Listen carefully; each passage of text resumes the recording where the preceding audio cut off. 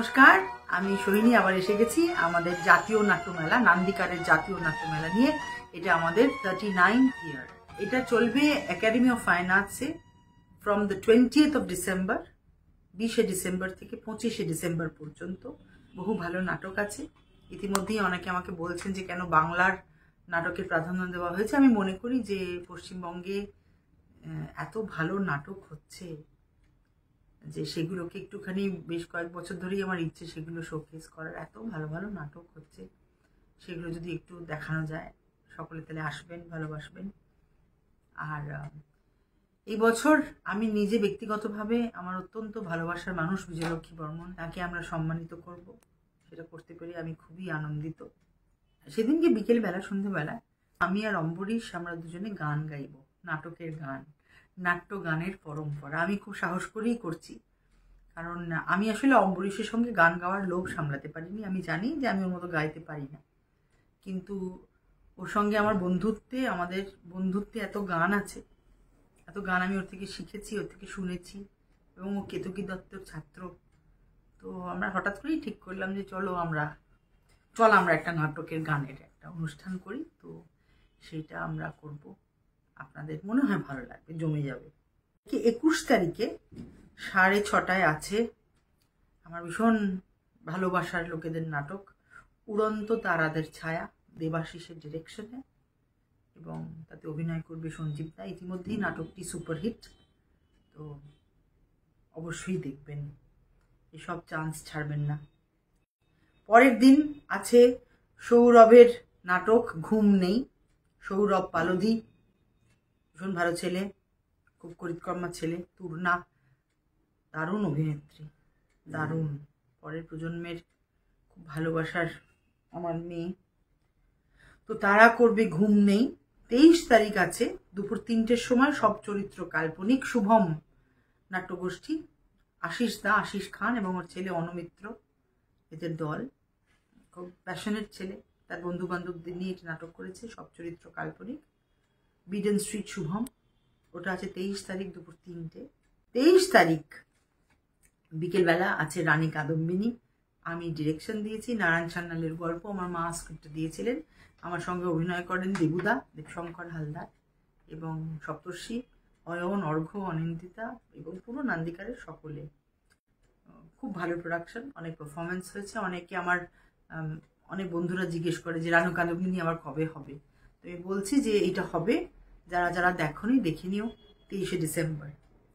24শে December দুপুর 3টের সময়, এটা খুব ইন্টারেস্টিং। এটা চৈতন্য বিমঙ্গল, এটা শান্তিপুরের কৌশিক, যেও আমার বন্ধু।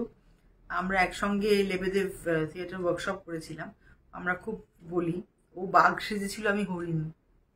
তো সেই তবে থেকে আমরা যখন থিয়েটার স্টুডেন্টস ওয়ার্কশপস করতাম তখন থেকে কৌশিক আমার চেনা। তো কৌশিক এটা 48টি মফস্বলের দল, তারা সকলে মিলে একটি নাটক এটাতে, মানে এই নাটকটি বানিয়েছেন, তারা একসঙ্গে করবে। So I think it will be an interesting exercise in theatre. তারপরে 5টার সময় আমাদের অত্যন্ত ভালোবাসার বন্ধু দিনকর শর্মা ও পারফরমেন্স করবে টিকটों का संग्रह।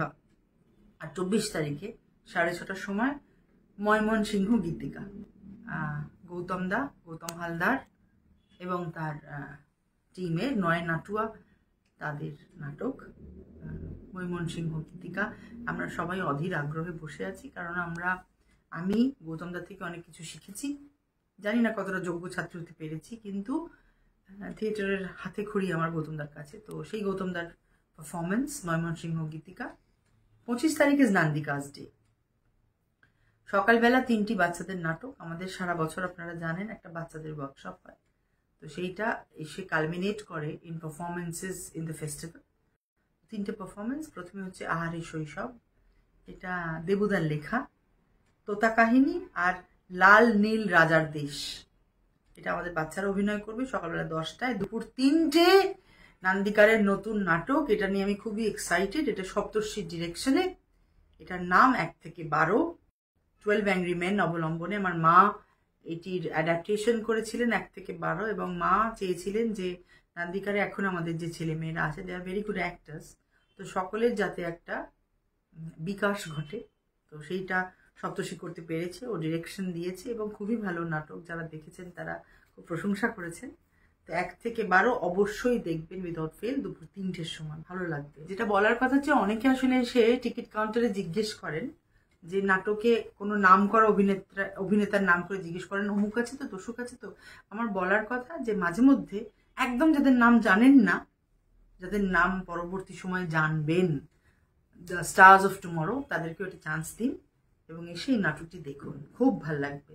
খুঁজে খুঁজে বার করবেন যে ওই পার্টটা কে করেছিল, ওই পার্টটা কে করেছিল, ভাল লাগবে তখন। আর শেষ নাটক নান্দিকারের মানুষ, সেটি আমার ডিরেকশন। এটা নান্দিকারের একটা খুব প্রাইজড পজেশন, প্রাইজ নাটক। এই নাটকটি আমরা বানিয়েছিলাম প্রফুল্ল রায়ের দু পাতার একটা ছোট গল্প থেকে, তার থেকে একটা বড় নাটক হয়েছে এবং এটা বানানো হয়েছিল pre Covid, just pre Covid.